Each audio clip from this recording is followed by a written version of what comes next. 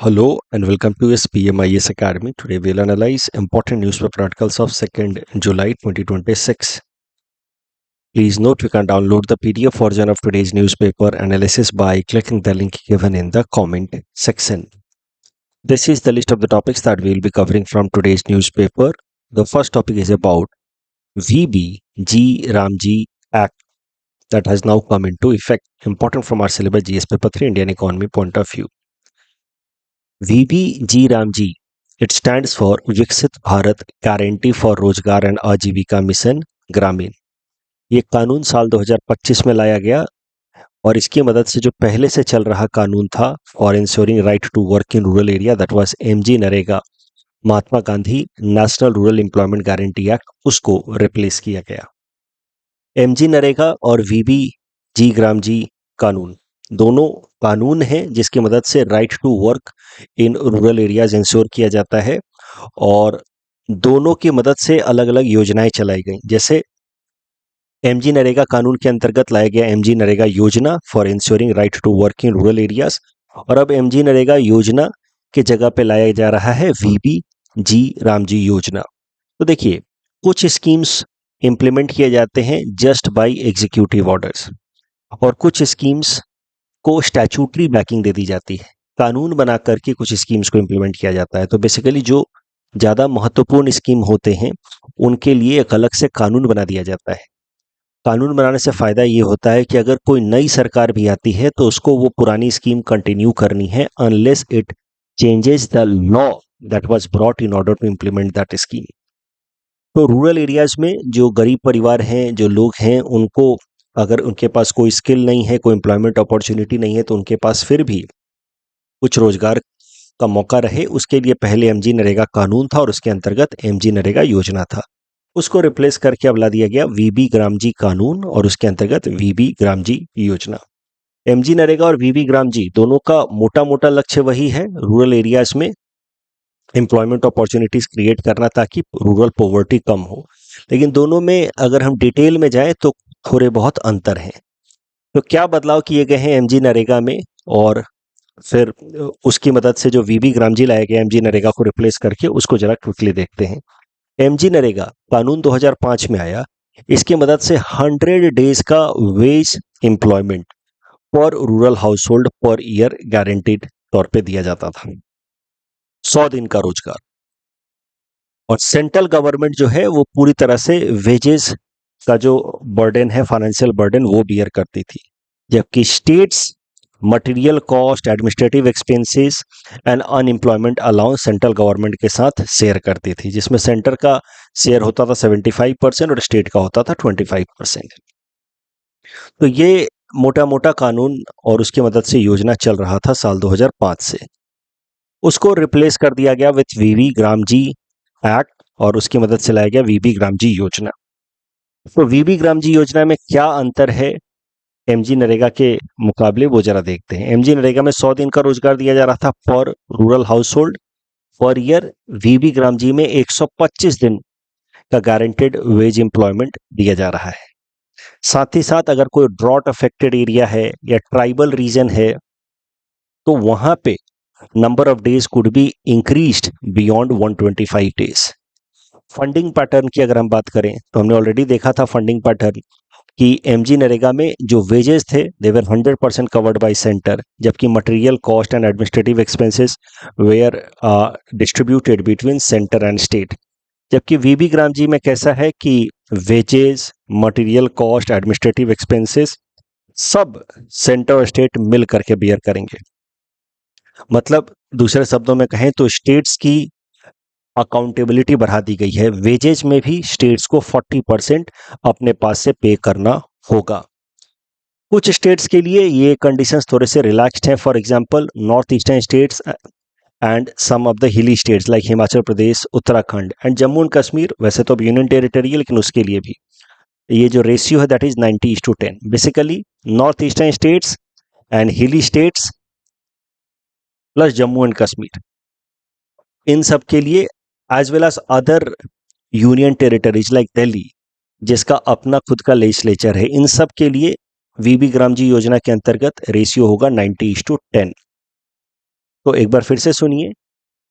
Generally centre और state के बीच में फंडिंग पैटर्न होगा 60:40, but for north eastern states and hilly states like Himachal Pradesh and Uttarakhand plus union territories with legislature like Jammu Kashmir and Delhi, they उन वहाँ पे funding जो पैटर्न होगा वो 90:10 का होगा। जबकि दोज एरियाज जहाँ पे यूनियन टेरिटरीज हैं विदाउट लेजिस्लेचर, वहाँ पे 100% funding will be done by central government. Wages rate की अगर बात करें, कितना मिनिमम वेजेस दिया जाएगा, तो states will decide the wages कि कितना उनको वर्कर्स को इस वीबी ग्राम जी योजना के अंतर्गत वेजेस दिया जाएगा, बट एक floor minimum floor level will be decided by the union government. तो यूनियन गवर्नमेंट एक फ्लोर लेवल तय करेगी कि मिनिमम वेजेस कितना होना चाहिए अंडर वीबी ग्राम जी योजना। स्टेट्स उससे थोड़ा ज़्यादा डिसाइड कर सकती हैं, तो states can decide wages above the minimum wages या ceiling wages, minimum floor wages decided by the union government। एक और अंतर है वीबी ग्राम जी में और एमजी नरेगा में। देखिए, MG NREGA was demand driven, ये बड़ा महत्वपूर्ण अंतर है, इसको ध्यान से समझिएगा। MG NREGA was demand driven, मतलब जिस जिस इंसान को रोजगार की जरूरत होगी वो अगर अप्लाई करेगा तो उसको एम्प्लॉयमेंट अपॉर्चुनिटीज देना है विद इन 15 डेज। मतलब अगर डिमांड होगा तो सरकार को इस योजना एमजी नरेगा के अंतर्गत एम्प्लॉयमेंट अपॉर्चुनिटी सप्लाई करना होगा, और अगर 15 दिनों के अंदर रोजगार के मौके नहीं क्रिएट कर पाते हैं रूरल एरियाज में, तो उस केस में फिर अनएम्प्लॉयमेंट अलाउंस देना होगा। That was done under MG NREGA, but VB Gram G is not demand driven, it is rather supply driven. मतलब सेंट्रल गवर्नमेंट हर स्टेट के लिए मैक्सिमम फंड एलोकेट करेगी कि इस स्टेट में मैक्सिमम इतना पैसा ही खर्च किया जाएगा अंडर वीबी ग्राम जी, दूसरे स्टेट में इतना ही पैसा खर्च किया जाएगा, और वो जो फंड एलोकेशन किया जाएगा state by state, that will be decided on the basis of recommendation bye 16th finance commission. तो जब तक वो फंड अवेलेबल है, जितना तक वो फंड अलाउ करेगा एक स्टेट के लिए, जैसे मान लीजिए असम के लिए तय हुआ कि 200 करोड़ भारत सरकार खर्च करेगी, असम सरकार को उसी प्रोपोर्शन में अपने हिसाब से खर्च करना होगा, 90:10 वाला प्रोपोर्शन होगा, नॉर्थ ईस्टर्न स्टेट है असम इसलिए। तो अब ओवरऑल जो फंड है उतने का ही एम्प्लॉयमेंट अपॉर्चुनिटी क्रिएट किया जाएगा, उससे ज़्यादा अगर होगा तो डिनाई कर दिया जाएगा एम्प्लॉयमेंट अपॉर्चुनिटी। सो एक शब्द में कहें तो MG NREGA was demand driven. If there was demand, supply had to be there from the government side, but VB Gram G is supply driven.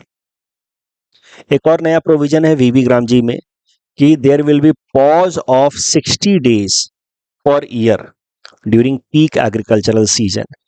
तो एमजी नरेगा को लेकर के क्रिटिसिज्म आ रहा था कि एमजी नरेगा में जो वेजेस काफ़ी बढ़ा दिए गए हैं, उस कारण से रूरल एरियाज में, एमजी नरेगा हो या वीबी ग्राम जी हो, ये तो रूरल एरियाज में ही एम्प्लॉयमेंट अपॉर्चुनिटीज प्रोवाइड करते हैं, तो रूरल एरियाज में एग्रीकल्चरल फील्ड में काम करने वाले वर्कर्स की अवेलेबिलिटी कम हो गई है बिकॉज ऑफ एमजी नरेगा। ऐसा क्रिटिसिज्म आ रहा था एमजी नरेगा का कि खेतों में काम करने के लिए मजदूर नहीं मिलते। तो यही कारण है कि वीबी ग्राम जी योजना में कहा गया है कि हर स्टेट अपने अपने यहाँ के क्रॉपिंग पैटर्न के हिसाब से 60 डेज का विंडो तैयार करेगा कि ये 60 डेज में वीबी ग्राम जी योजना विल नॉट बी अवेलेबल, मतलब इन 60 दिनों में रोजगार के मौके वीबी ग्राम जी योजना के अंतर्गत नहीं रहेंगे। तो अलग अलग स्टेट का एग्रीकल्चरल पैटर्न अलग अलग है, तो जो भी पीक एग्रीकल्चरल सीजन होगा जहाँ पे एग्रीकल्चरल लेबरर्स की रिक्वायरमेंट होगी, उन पीक एग्रीकल्चर सीजन में 60 डेज तक इस स्कीम को पॉज किया जाएगा और year. Seasonal pause is allowed in VB Gram G योजना। इससे फायदा ये होगा कि फार्म लेबर्स यानी कि एग्रीकल्चरल एक्टिविटीज के लिए लेबर्स की अवेलेबिलिटी बढ़ेगी। अब करंट न्यूज ये है कि वीबी ग्राम जी कानून जो साल 2025 में लाया गया था, it has now come into force from 1 जुलाई 2026, कल से। साथ ही साथ जैसा कि मैंने आपको कहा कि वेजेस जो है वो मिनिमम फ्लोर वेजेस भारत सरकार तय करेगी और स्टेट गवर्नमेंट उससे ज़्यादा दे सकते हैं। तो भारत सरकार ने मिनिमम बेस फ्लोर वेज भी तय कर दिया है 300 rupees per day. States are allowed to pay more but not less than this. ये जो वीबी ग्राम जी और एमजी नरेगा के बारे में हमने डिस्कस किया, दोनों से रिलेट करके मैंने ये प्रीलिम्स प्रैक्टिस क्वेश्चन आपको दिया है. Please attempt this question and submit the answer in the comment section. Next topic is about UN SDG Index 2026, important from our syllabus GS paper 3 Indian economy point of view. देखिए, sustainable development goal, I hope आपको याद आ रहा होगा, हमने पहले भी कई दफा देखा है. SDG, sustainable development goals, set of 17 goals जो यूनाइटेड नेशंस के मेंबर कंट्रीज ने साल 2015 में अपने लिए तय किया था कि इन 17 गोल्स को हम लोग हासिल करेंगे बाय 2030. इन्हीं 17 गोल्स को कलेक्टिवली कहा जाता है SDG, सस्टेनेबल डेवलपमेंट गोल्स. तो यूनाइटेड नेशंस के जितने भी मेंबर कंट्रीज हैं, they committed to each other that will try to achieve these 17 goals by 2030, known as sustainable development goal. तो यूनाइटेड नेशंस में ये जो सस्टेनेबल डेवलपमेंट गोल के लिए जो प्रोग्राम अडॉप्ट किया गया उसका नाम है एजेंडा 2030. अब यूनाइटेड नेशंस की एक बॉडी है, United Nations sustainable development solution network. ये हर साल एक इंडेक्स पब्लिश करती है, UN SDG इंडेक्स, जिसमें वो दुनिया के अलग अलग देशों में SDG को लेकर के कितना प्रोग्रेस हुआ है उसके बेसिस पे उनको स्कोर देती है, और फिर स्कोर के बेसिस पे उनको रैंक भी दिया जाता है. So score is given between 0 to 100 and on the basis off score a global ranking is also given. तो जितना ज्यादा स्कोर होगा, समझ जाइए कि वहां पे SDG को हासिल करने के लिए उतना ज्यादा प्रोग्रेस हुआ है. अब UN SDG Index 2026 has been published by United Nations Sustainable Development Solution Network, an agency that works in coordination with United Nations. इसने UN SDG 2026 पब्लिश कर दिया, UN SDG Index 2026 पब्लिश कर दिया है. और Finland has been at the first position as far as achievement of SDG is concerned, followed by Sweden and Denmark. Bharat की अगर बात की जाए तो साल 2026 में भारत का रैंक रहा है 94th आउट ऑफ 167 कंट्री. ये अभी तक का भारत का बेस्ट परफॉर्मेंस है. पिछले साल भारत का रैंक रहा था 99th. इस साल 2026 में भारत का स्कोर या रैंक रहा है 94 out of 169 countries. I will rectify it, यहाँ पे 169 होना चाहिए.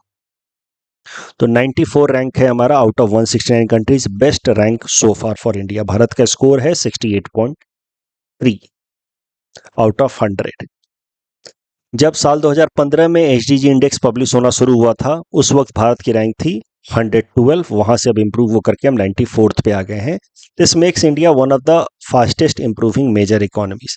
लेकिन अगर आसपास के कंट्रीज से हम कंपेयर करें, अपने नेबरिंग कंट्रीज से, तो अभी भी हम भूटान, मालदीव, नेपाल और श्रीलंका जैसे देशों से पीछे हैं as far as our SDG score and rank is concern. तमाम जो 17 SDG हैं उसमें से जो सबसे कंसर्निंग परफॉर्मेंस है हमारे देश का, वो है SDG नंबर 2 को लेकर के, दैट इज हंगर को लेकर के. SDG 2 aims at zero hunger को एलिमिनेट करना है बाय 2030. उसमें भारत का परफॉर्मेंस उतना अच्छा नहीं रहा है. हंगर रिलेटेड कंसर्न्स अभी भी भारत के अंदर हैं. That is one major significant concern या serious challenge for India as far as achievement of its SDG is concerned. Topic के बेसिस पे प्लीज प्रैक्टिस क्वेश्चन है. Please attempt this question and submit the answer in the comment section. Next topic is about why does India have problems with most credit rating agencies. That is the heading of this topic. पहले हम लोग समझेंगे कि credit rating agencies होते क्या हैं, and then will come to this article. Important from our syllabus GS paper 3 Indian economy point of view. देखिए, जैसे हम अगर बैंक से लोन लेने जाएं तो बैंक हमारा बैकग्राउंड चेक करता है कि हमने पुराना जो लोन लिया वो टाइमली लौटाया कि नहीं लौटाया. तो बेसिकली क्रेडिट वर्दीनेस चेक किया जाता है on the basis of our past track record, और उसके बेसिस पे एक स्कोर होता है इंडिविजुअल्स के लिए जिसको कहा जाता है सिबिल स्कोर.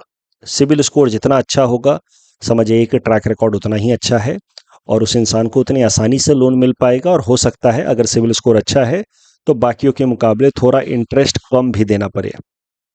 तो better is the track record, higher would be the CIBIL score and easy availability of loan and that too at cheaper interested. ये है सिविल स्कोर फॉर इंडिविजुअल्स. वैसे ही जो बड़ी बड़ी कंपनियां हैं, जब उनको उधार लेना होता है फ्रॉम द बॉन्ड मार्केट, चाहे वो नेशनल बॉन्ड मार्केट हो या फिर ग्लोबल बॉन्ड मार्केट हो, जहां से वो उधार लेती हैं, तो उनको पहली अपनी रेटिंग करवानी होती है और रेटिंग के बेसिस पे फिर उनको लोन दिया जाएगा या नहीं दिया जाएगा, ये तय करते हैं लेंडर्स। बेसिकली रेटिंग में क्रेडिट वर्दीनेस तय होता है, एक स्केल होता है, और जितना अच्छा उनका रेटिंग होगा उतनी आसानी से लोन मिलेगा और उतने चीपर रेट पे लोन मिलेगा।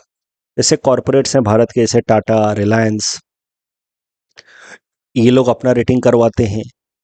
इनको अगर देश के अंदर से बोरो करना है तो या विदेशी मार्केट से बोरो करना है तो ये अपना रेटिंग करवाते हैं। साथ ही साथ सरकारों को भी, जैसे भारत सरकार को मान लीजिए फॉरेन मार्केट से बोरो करना है, तो सरकारों को भी अपना रेटिंग करवाना होता है, उसको कहा जाता है सोवरेन रेटिंग। अलग अलग रेटिंग एजेंसीज होती हैं, वहां से उनको अपना रेटिंग करवाना होता है, और जितनी अच्छी रेटिंग होगी उतने आराम से लोन मिल पाएगा। जैसे मान लीजिए भारत सरकार है, भारत सरकार को डोमेस्टिक मार्केट से तो आराम से लोन मिल जाएगा, क्योंकि government of India will never default on its borrowing in rupee, because government of India has power to print rupee. ये तो बेसिक इकोनॉमी का कॉन्सेप्ट हम लोग क्लास में सीखते हैं। लेकिन अगर सरकार को फॉरेन मार्केट से बोरो करना है तो उसको अपनी एक रेटिंग करवानी होगी बाय इंटरनेशनल रेटिंग एजेंसी, जैसे कि Fitch, Moody, Standard and Poor, etc. तो मैं एक बार फिर से समराइज कर दूं, जैसे इंडिविजुअल्स को लोन लेने के लिए पहले अपना सिबिल स्कोर निकलवाना होता है, उसके बेसिस पे बैंक उसका क्रेडिट वर्दीनेस देखता है, फिर लोन देता है। वैसे ही कंपनियों को, अगर बड़ी बड़ी कंपनियों को डोमेस्टिक मार्केट से बोरो करना है तो उनको डोमेस्टिक मार्केट के अंदर जो रेटिंग एजेंसीज हैं, जैसे CRISIL, ICRA, CARE, SMERA, Fitch India, Brickwork rating, इनसे रेटिंग करवाना होता है। These rating agencies are registered by या अंडर सेबीज रूल्स। तो सेबी के अंतर्गत उनके रूल्स के हिसाब से ये सब काम करते हैं, उनको रेगुलेट करने वाली बॉडी है सेबी। तो डोमेस्टिक मार्केट से अगर कंपनियों को उधार लेना है तो इन डोमेस्टिक रेटिंग एजेंसी से उनको अपना रेटिंग करवाना होता है। अगर फॉरेन मार्केट से उधार लेना है तो फॉरेन मार्केट की रेटिंग एजेंसी से उनको रेटिंग करवाना होता है। फॉरेन मार्केट की रेटिंग एजेंसी जो 3 सबसे महत्वपूर्ण है वो है Fitch, Moody and standard poor. सरकार को अगर डोमेस्टिक मार्केट से बोरो करना है तो वहां पे रेटिंग की कोई खास जरूरत है नहीं, लेकिन सरकारों को अगर फॉरेन मार्केट से बोरो करना है तो वहां पे उनको रेटिंग लेना होता है, जिसको कहा जाता है सोवरेन क्रेडिट रेटिंग। ठीक है, अब देखिए, रेटिंग जितनी अच्छी होगी, जैसे कि मैंने आपको कहा ग्लोबल लेवल पे 3 मेन रेटिंग एजेंसीज हैं, मूडीज, S&P एंड फिच। उनका अपना रेटिंग का स्केल है। रेटिंग जितनी अच्छी होगी सोवरेन की या कॉर्पोरेट की, उतना आसानी से लोन मिलेगा और उतने चीपर इंटरेस्ट रेट पे लोन मिलेगा। रेटिंग खराब होने लगेगी, लोन मिलने में दिक्कत होगी, इंटरेस्ट रेट ज्यादा देना होगा। एक लिमिट से अगर खराब रेटिंग हो गई तो फिर, जैसे मान लीजिए कोई भी देश की रेटिंग ये है या किसी कंपनी की रेटिंग ये है, उस केस में उनके जो बॉन्ड हैं जिनकी मदद से वो उधार लेते हैं, उन बॉन्ड्स को कहा जाता है जंक बॉन्ड्स। क्योंकि ये सारी रेटिंग्स जो है वो नॉन इन्वेस्टमेंट ग्रेड में है। मतलब अगर कोई देश या कोई कंपनी इस रेंज में है रेटिंग उसकी, तो उसमें कोई भी इन्वेस्टर इन्वेस्ट करने को तैयार नहीं होगा। दैट इज वाई इस रेड लाइन से ऊपर वाला जो जो भी है ग्रेड, उसको कहा जाता है इन्वेस्टमेंट ग्रेड। ये है non investment grade. Non investment grade में जो भी कंपनियां या सरकारें होती हैं उनके बॉन्ड्स को कहा जाता है जंक बॉन्ड्स। अब देखिए प्रॉब्लम क्या है इंटरनेशनल लेवल पे रेटिंग एजेंसीज का, जैसे कि ये फिच, मूडी, S&P का, कि कुछ तो ये लोग ऑब्जेक्टिव कंपोनेंट्स का इस्तेमाल करते हैं फॉर रेटिंग, जैसे कि पर कैपिटा इनकम देश का कितना है, GDP ग्रोथ कितना है, इन्फ्लेशन रेट कितना चल रहा है, ये सब। लेकिन 50% जो इनका कंपोनेंट होता है for giving rating to any country, काफी सब्जेक्टिव है या क्वालिटेटिव है, नॉन ट्रांसपेरेंट है। तो पॉइंट ये है, जैसे points they consider is like political and social stability. अब इस तरह की जो पॉइंट्स हैं ये काफी सब्जेक्टिव हो जाते हैं। भारत में पॉलिटिकल एंड सोशल स्टेबिलिटी है या नहीं, इसका जवाब देना बड़ा कठिन है। कितनी है, इसका जवाब देना बड़ा कठिन है, क्योंकि ये परसेप्शन बेस्ड है, अलग अलग नजरिए का मामला है। अब ये जो कंपनियां हैं ये 50% जो पैरामीटर्स हैं, S&P, फिच, मूडी, ये ऑब्जेक्टिव पैरामीटर्स या क्वांटिटेटिव पैरामीटर्स रखते हैं, और रिमेनिंग 50% जो है वो काफी सब्जेक्टिव या क्वालिटेटिव पैरामीटर रखते हैं। इस कारण से जो रेटिंग है उसमें बायसनेस आने की संभावना बहुत रहती है, और इसी कारण से भारत लगातार क्रिटिसाइज करता रहा है इन ग्लोबल रेटिंग एजेंसीज को। भारत का कहना है कि rating agencies have been unfair to India, क्योंकि भारत दुनिया की फास्टेस्ट ग्रोइंग मेजर इकोनॉमी है। उसके बावजूद भी भारत की अगर आप रेटिंग देखोगे इन रेटिंग एजेंसीज द्वारा, भारत सरकार की मैं बात कर रहा हूँ, भारत की सोवरेन क्रेडिट रेटिंग की मैं बात कर रहा हूँ, तो भारत की सोवरेन क्रेडिट रेटिंग आप इन तीनों रेटिंग एजेंसीज में देखोगे तो इन्वेस्टमेंट ग्रेड में या तो एकदम नीचे से 1 नंबर पे है या 2 नंबर पे है। दैट इज द कंसर्न कि usually despite being world's fastest growing major economy, India has been usually rated only 1 or 2 notch above the junk status. इसी को लेकर के हमारे ministry of commerce affair Piyush Goyal साहब ने एक कंसर्न रेज किया कि global rating agencies have been unfair to India. तो एक सबसे बड़ा क्रिटिसिज्म जो रेटिंग एजेंसीज का निकल करके आया है कि they do not follow very objective या quantitative parameter, they follow very subjectiveness in their rating approach, और इस कारण से there is scope for biasness. उसके अलावा credit rating agencies global level पे इसलिए भी क्रिटिसाइज किए जाते हैं because of their poor foresightedness. बहुत बार उन्होंने जिन जिन कंपनियों को अच्छी रेटिंग दी है, जिन जिन देशों को अच्छी रेटिंग दी है, उन देशों के अंदर या कंपनियों के अंदर क्राइसिस आया। जैसे 2008 का जो ग्लोबल फाइनेंशियल क्राइसिस था, अमेरिका में आया, कई सारे वहाँ पे जो मेजर बैंक्स थे वो फेल हुए, जैसे कि Lehman Brothers. And US government की क्रेडिट रेटिंग बहुत अच्छी थी और लेमन ब्रदर्स जैसे बैंक्स की रेटिंग बहुत अच्छी थी जस्ट बिफोर द क्राइसिस। मतलब इट्स क्लियरली शोज कि these rating agencies have poor foresightedness. Conflict of interest का भी मामला आ जाता है, क्योंकि जिन देशों को, जिन सरकारों को अपनी रेटिंग करवानी होती है या जिन कंपनियों को अपनी रेटिंग करवानी होती है, वही पैसा भी देते हैं इन कंपनियों को, S&P, फिच या मूडी को अपनी रेटिंग करवाने के लिए सरकारें या कंपनियां रेट पैसा देती हैं। तो जो पैसा दे रहा है नेचुरली वो चाहेगा ना कि भाई रेटिंग थोड़ी सी अच्छी करके दो। सो वो कन्फ्लिक्ट ऑफ इंटरेस्ट का मामला भी आ जाता है। इस रेटिंग एजेंसी जिनका जो रेवेन्यू सोर्स है, वो इनके पास जो क्लाइंट आते हैं अपनी रेटिंग करवाने वही हैं।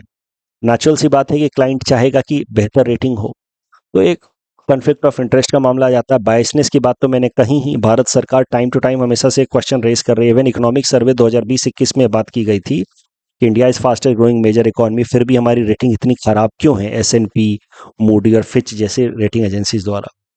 प्रॉब्लम इज कि 50% पैरामीटर्स आर ऑब्जेक्टिव, लेकिन remaining 50% parameters are non transparent. Solution क्या हो सकता है? Solution for better credit rating global level पे, कि ये जो क्रेडिट रेटिंग एजेंसीज हैं, ये जो रेटिंग करवाने वाले इंटिटीज हैं जैसे कंपनियां या सरकारें, उनसे फंड ना लें।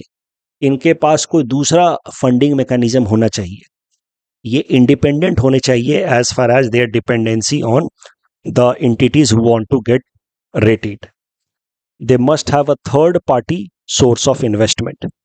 उसके अलावा एक रेगुलेटर होना चाहिए क्रेडिट रेटिंग एजेंसीज के लिए, ताकि वो जैसे डोमेस्टिक लेवल पे SEBI is the regulator for domestic level rating agencies, तो ये कुछ गलत नहीं कर सकते, लेकिन इंटरनेशनल लेवल पे there is no regulator for these rating agencies. Heavy penalties for agencies in case of fraudulent rating. साथ ही साथ भारत ने यह भी प्रपोज किया है कि भारत जैसे देश को मिलकर के ब्रिक्स प्लेटफॉर्म पे एक इंडिपेंडेंट रेटिंग एजेंसी बनानी चाहिए, so that we are no longer dependent on rating agencies like Moody's, Fitch and S&P, which are more biased towards western economies, mainly western Europe and US। तो ये सब कुछ बातें हैं जो भारत हमेशा से सजेस्ट करता रहा। उसी कॉन्टेक्स्ट में रिसेंट डेवलपमेंट है, हमने फिर से ये मामला रेज किया है कि global rating agencies are unfair to India. इस टॉपिक के बेसिस पे प्रीलिम्स प्रैक्टिस क्वेश्चन है, ऐसा मेंस में आपसे प्रश्न पूछा जा सकता है कि why credit rating agencies are required और उनका सिग्निफिकेंस क्या है, करंट टाइम्स में चैलेंजेस क्या है, and what could be possible solutions. Next topic is about Vijay road map for Indian army. GS paper 3 security perspective से इंपॉर्टेंट है। देखिए, रिसेंटली हमारे आर्मी नए अपॉइंटेड आर्मी चीफ जनरल धीरज सेठ साहब ने एक नया रोड मैप ले डाउन किया है इंडियन आर्मी के लिए। उसका नाम है विजय रोड मैप। जनरल धीरज सेठ has assumed charge as chief of the army staff and he is 31st chief of army staff। उन्होंने Vijay road map lay down किया है for Indian army to make it future ready and technologically driven. Vijay में V stands for vigilance, I stands for integration with other armed forces. Joint theatre command की बात हो रही है, ताकि Indian armed forces, navy, air force and army आपस में inter operability develop कर पाए। उसी पे फोकस करेगा ये जो आई कंपोनेंट है विजय रोड मैप का। J for judiciousness, resource utilisation जो है वो बैलेंस तरीके से किया जाए। A for agility means the army has to be adaptive. And Y for योद्धा या warrior, focus will be on developing या training soldiers who are ready for future warfare, future technological warfare. क्योंकि भविष्य में जो लड़ाइयाँ होंगी वो सीधे ग्राउंड पे कम होंगी और टेक्नोलॉजिकल वॉरफेयर ज़्यादा होगा। कल जो हमने प्रैक्टिस क्वेश्चन लिए थे उसका आंसर देख लेते हैं। Meghraj is not managed by RBI, but second statement is correct. एक भारत श्रेष्ठ भारत में आसाम के साथ राजस्थान का पेयरिंग है। यहाँ पे तीनों स्टेटमेंट सही हैं। And again risk weighted asset tokenization में तीनों स्टेटमेंट सही हैं। That's all from our side for today. Thanks for watching.